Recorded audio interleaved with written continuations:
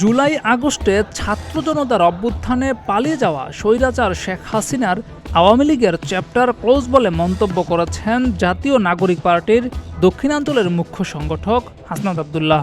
শনিবার নিজের ফেসবুক পেজে এক পোস্টে এ কথা বলেন তিনি। আপনাদের অভিজ্ঞতা আর তারুণ্যের যে অকুত ভয়, তাদের যে ভয়হীন তাদের যে মনোভাব, দুইটার সংমিশ্রণে আমরা ভবিষ্যৎ বাংলাদেশ বিনির্মাণ করতে চাই।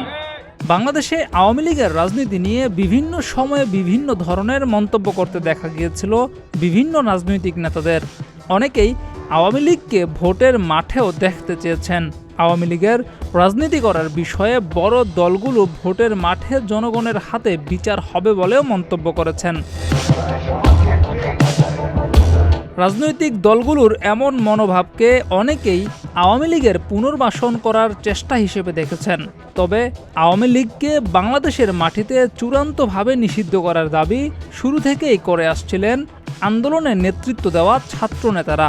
একই সঙ্গে ভবিষ্যতে আওয়ামী লীগের দোসররা কিংবা অন্য কেউ যাতে গত 16 বছরের মতো অপরাধ এবং স্বৈরাচার হওয়ার মনোভাব দেখাতে না পারে, সেজন্য আওয়ামী লীগের নেতাদের কঠোর বিচারের দাবি জানিয়েছিলেন তারা। এমন অবস্থায় হাসনাত আব্দুল্লাহর এই ফেসবুক পোস্ট সাড়া ফেলেছে মানুষের মধ্যে। অনেকেই মনে করছেন আওয়ামী লীগকে নিয়ে হয়তো কোনো চূড়ান্ত সিদ্ধান্ত আসতে চলছে। জিয়াউর রহমান, প্রতিদিনের বাংলাদেশ।